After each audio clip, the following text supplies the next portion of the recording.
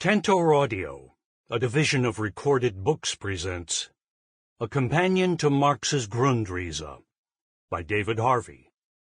Narrated by David Stifel. Publisher's note: the print and ebook versions of this book include visual elements. You will hear the visuals discussed and referenced in this audiobook. Author's Introduction. This companion to Marx's Grundrisse is another contribution to what I call in retrospect the Marx Project. I say in retrospect because it is only when I look back that I can see that I have been engaged on this project over many years. It did not begin with a conscious purpose or design. It just grew. The impulse behind the project, which began some 2 decades ago, has, however, remained both clear and constant. I felt a pressing need to communicate, as clearly and simply as possible, what it was that Marx had uncovered in his critique of classical political economy. I also wanted to explore how the insights gained thereby could usefully illuminate the sources of the economic, social, ecological, and political troubles and dangers that were becoming more and more salient across the globe. Marx's writings, I felt, were incisively relevant to understanding why capital not only was failing to meet human needs, but was also totally unable to stave off the dangers of environmental degradation. His works helped explain why capital was bound in the long run to fail on both counts. Most people, when confronted with Marx's voluminous works on the critique of political economy, find them difficult, intimidating, and confusing.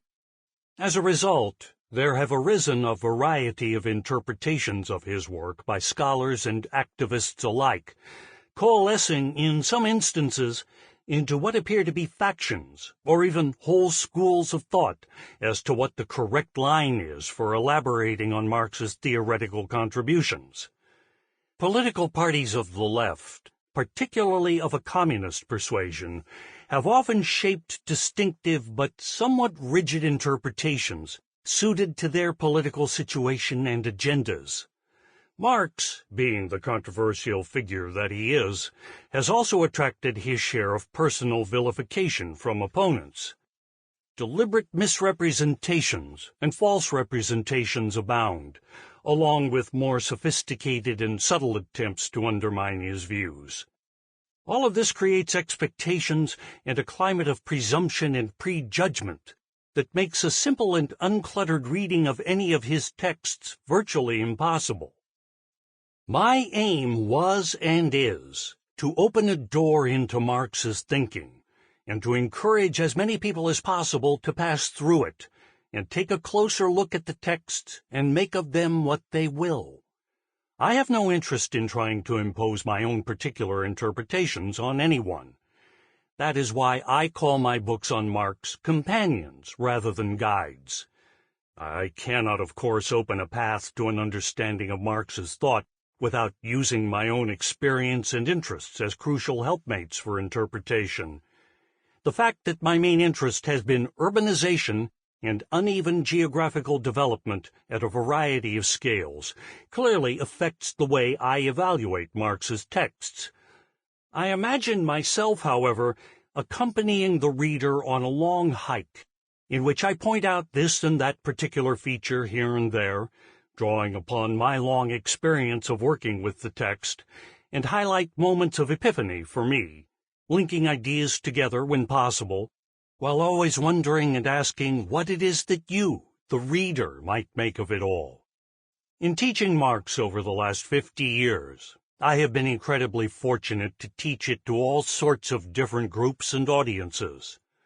I have learned immensely from the very divergent ways in which people can make sense of what Marx is saying.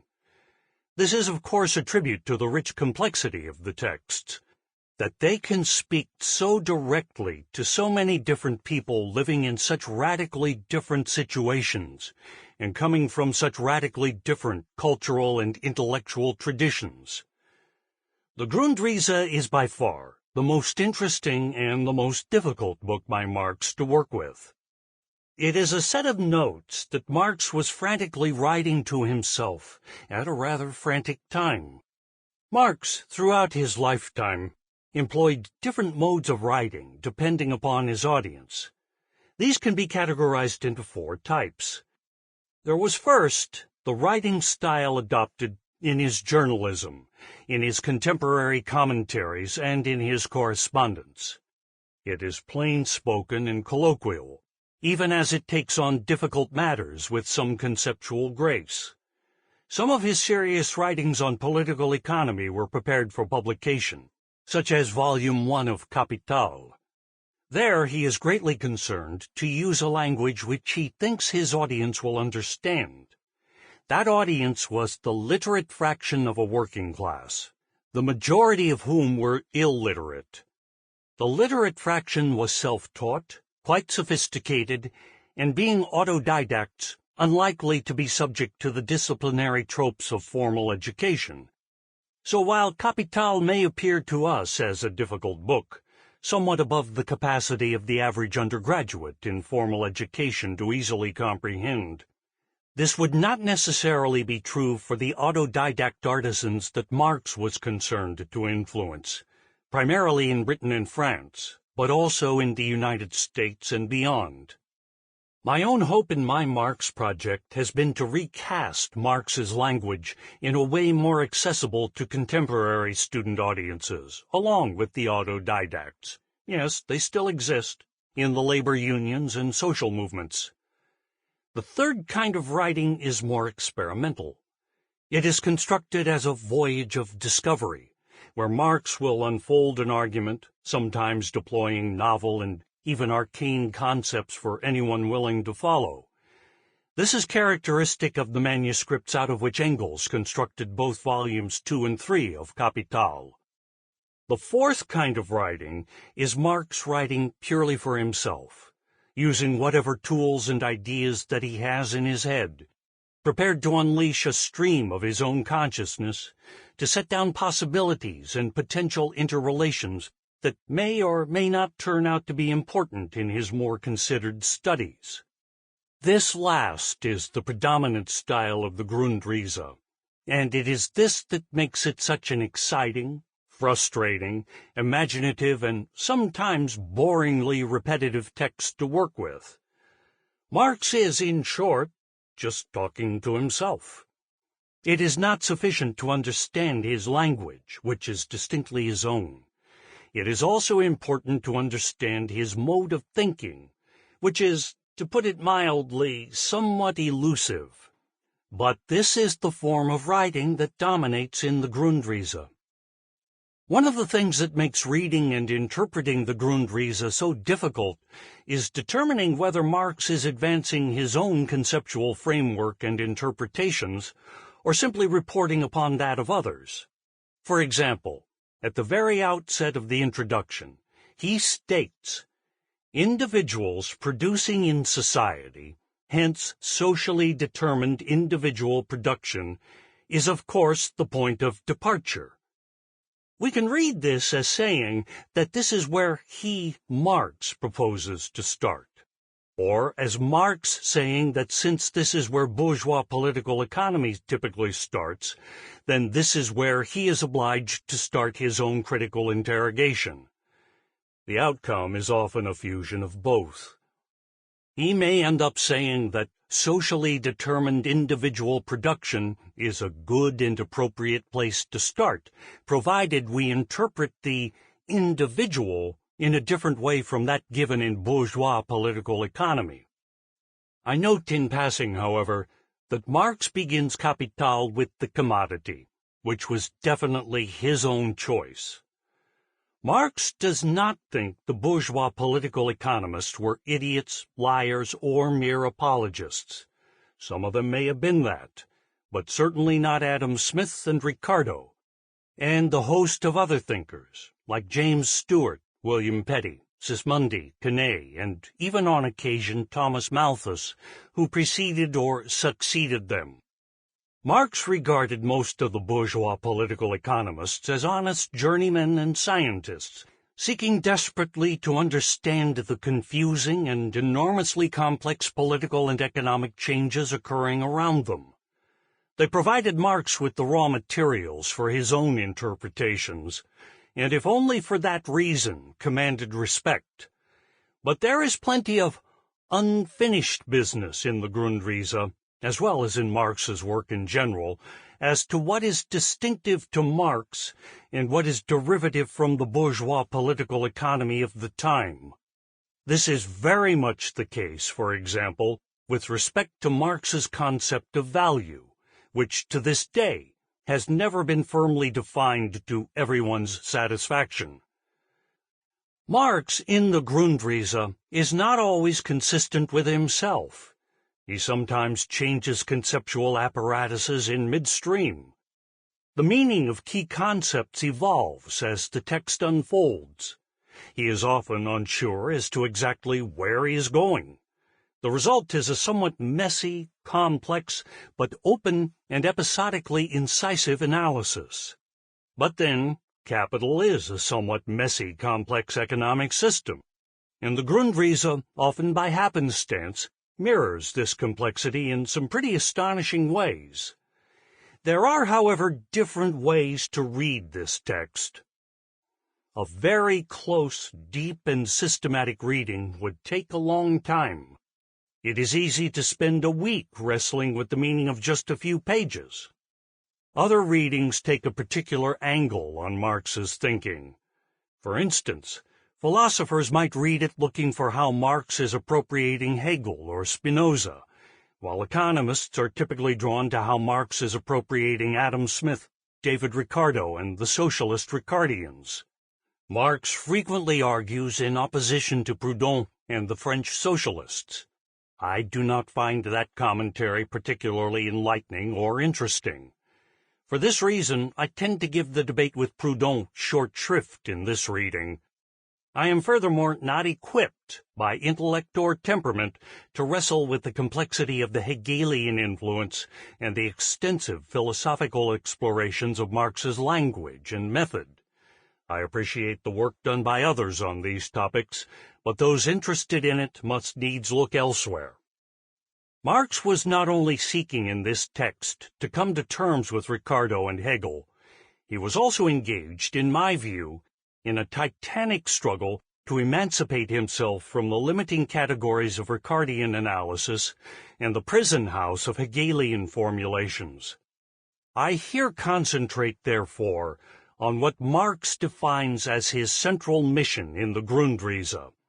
This he states as follows: the exact development of the concept of capital is necessary, since it is the fundamental concept of modern economics, just as capital is the foundation of bourgeois society. The sharp formulation of the basic presuppositions of the capital relation must bring out all the contradictions of bourgeois production, as well as the boundary where it drives beyond itself. 331. See note on page 21. I anchor this reading of the Grundrisse around this problematic.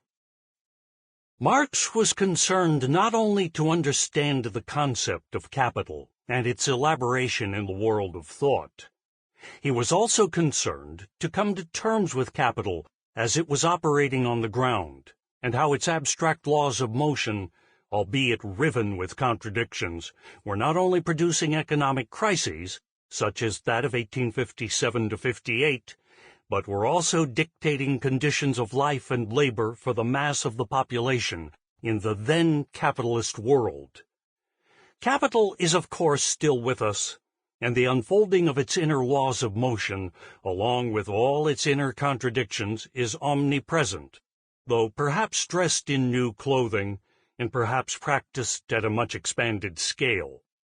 A dose of Marx's revelatory discoveries can therefore shed a great deal of light on our contemporary capitalist world, even as we recognize that this world is very much in flux, and in some respects very different from the one which Marx inhabited.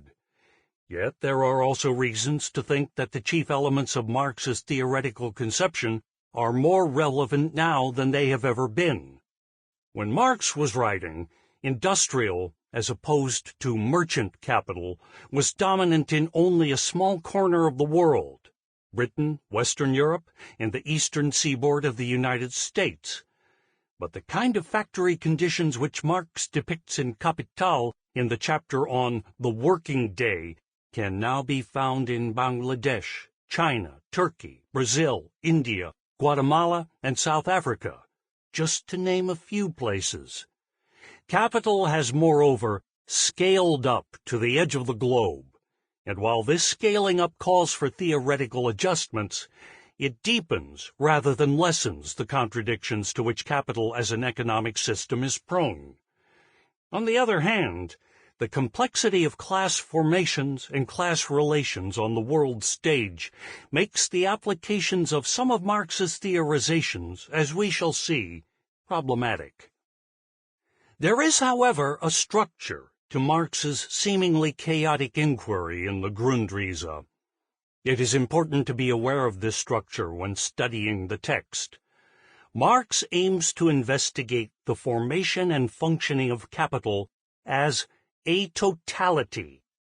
This aspect of Marx's approach has largely been ignored in contemporary commentaries.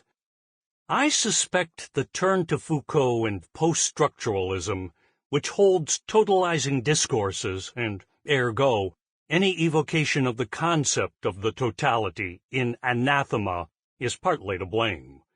It may also be because earlier attempts to deploy the concept of totality by, for example, Lukács, were found to be misleading and inadequate.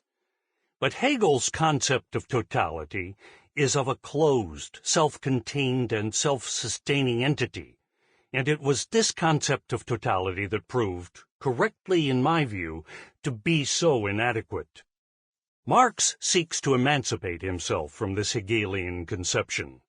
Marx's totality is open, evolving, self-replicating, to be sure, but in no sense self-sustaining, given its internal contradictions and its metabolic relation to both nature and to the cumulative historical achievements of human cultures. Marx depicts capital as an organic totality and treats it as a complex ecosystem in continuous historical formation.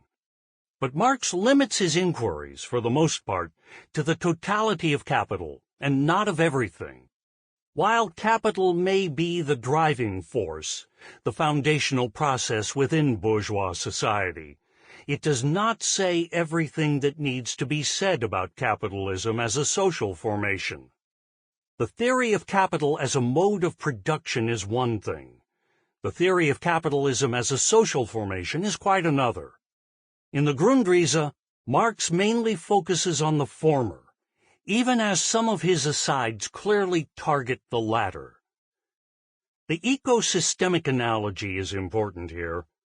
In the same way that researchers may conceptualize and isolate for study whole ecosystems such as the tropical rainforest, the tundra, wetlands, or even urban ecosystems as totalities, each totality comprised of multiple species in relation or competition with each other, knitted together by energy flows including those emanating from outside, so Marx seeks to isolate for study capital's ecosystem, with its complex intersecting divisions of labor, competition, specializations of function, forms of distribution, and money flows.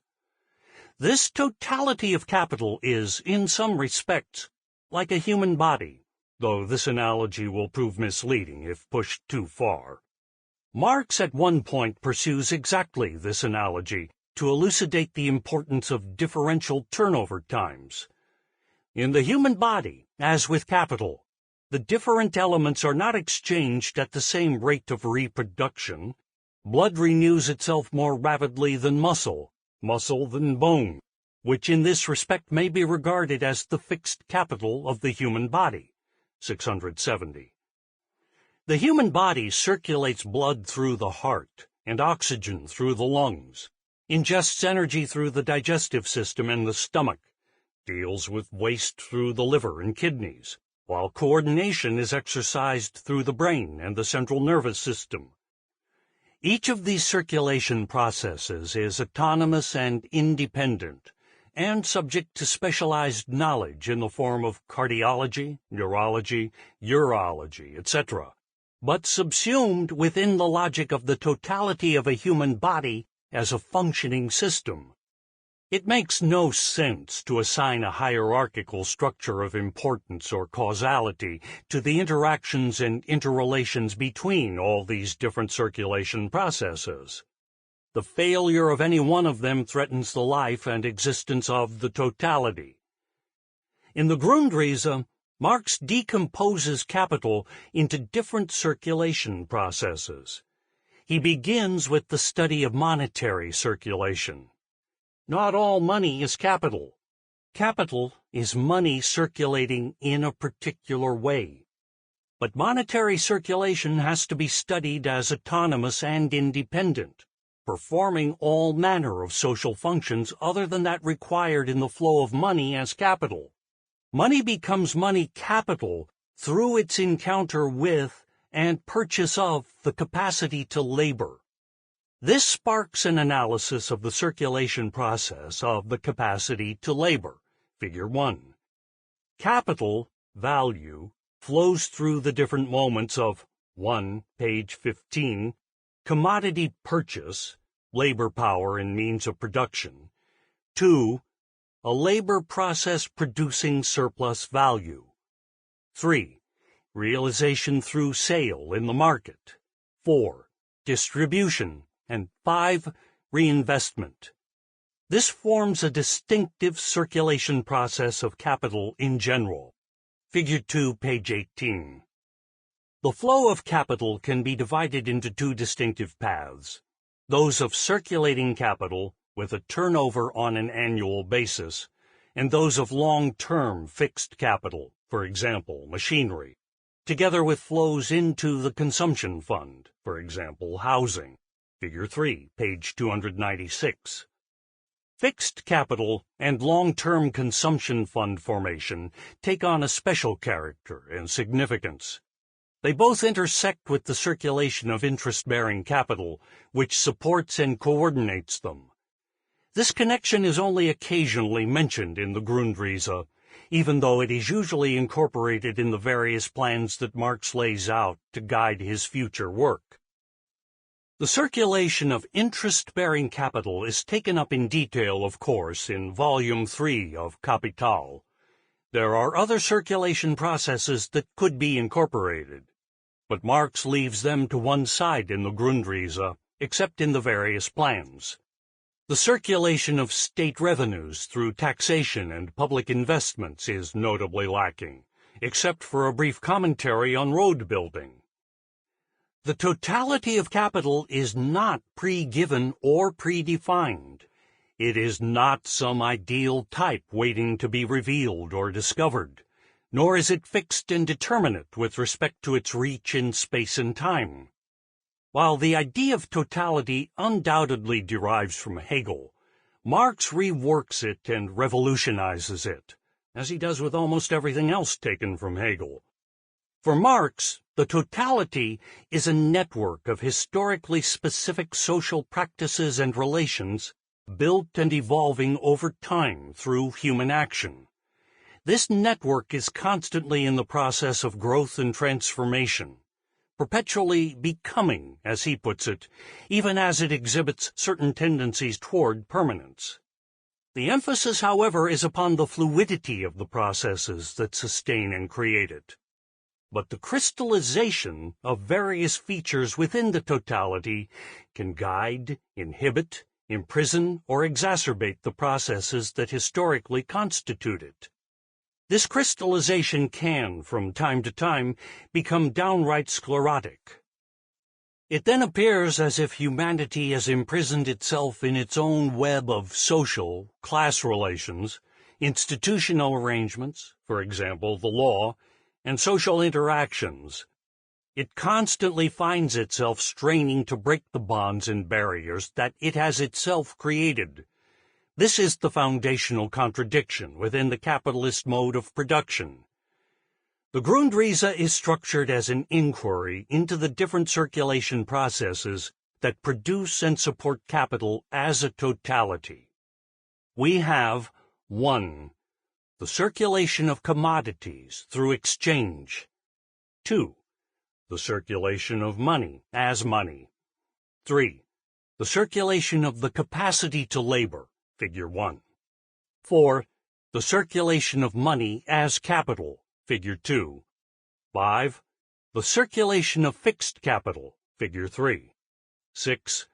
The circulation of interest-bearing capital, not studied but mentioned in the Grundrisse. Other circulation processes might be incorporated into this framework, such as the circulation of financial, banking capital, and the circulation of state revenues. Volume 2 of Capital, it is worth noting, is dominated by the study of different circulatory systems, beginning with the circulation of money, commodities, and productive capital, and the circulation of all three forms within capital as a whole. Later in that volume, Marx examines the circulation of fixed capital and studies working periods and turnover times, with subsequent chapters on the circulation of variable capital and surplus value, culminating in the modeling of circulation relations between capital and labor in the so-called reproduction schemas. The Grundrisse is an illuminating precursor to much of that. The boundedness of the totality, both structurally and geographically, is to some degree arbitrarily imposed by the investigator, even when there are strong concrete conditions that logically support a particular definition of boundedness. In the case of the human body, to follow on with this analogy, there are strong reasons to treat of it as a functioning totality in itself for purposes of medical investigation, diagnosis, and analysis, but the general social conditions in which that body operates cannot be ignored in any approach to health conditions in society. While, for example, a cause of death might be very specific from the medical standpoint, the context of substance abuse and opioid addictions, of alienation and social anomie, and of all the economic and social reasons that lie behind these phenomena are of great significance to understanding recent trends in morbidity. While Marx isolates capital, what he calls the inner structure of the social system, to concentrate attention on the production, consumption, realization, and distribution of value, he clearly recognizes that there is a far broader totality, within which this arbitrarily abstracted totality called capital has its being. Hence, in Figure 2, we see the metabolic relation to nature and the construction of a second nature through urbanization, along with the production of space and place relations, as contextually significant to the more narrowly defined and bounded model of capital circulation. The same can be said of capital's relation to human knowledge, social relations, culture and tradition in existing populations, to conditions of social reproduction, and to the constant shaping and reshaping of the wants, needs, and desires that get expressed through the diverse expressions of human consumerism. What Marx subjects to analysis is the totality of capital within the much broader totality of capitalism. His reason for so doing is that he sees capital as the economic engine, the foundational powerhouse, the source of the abstract forces to which all of us are willy-nilly obligated and bound to some degree. One word of warning on Marx's method of inquiry. He situates himself with respect to his subject matter in a very specific way. He typically interprets what he is looking at in a pure form, free of contamination from so-called external influences, such as those just described, or particular complications. In the chapter dealing with money, for example, he proceeds as if the circulation of money capital has no role. Throughout the text, he frequently indicates issues that he will take up later, or matters that we are not at this point in the analysis equipped to handle. This renders much of what he says contingent on context rather than definitive. Marx recognizes that many of his fixed suppositions themselves. Sample complete. Ready to continue?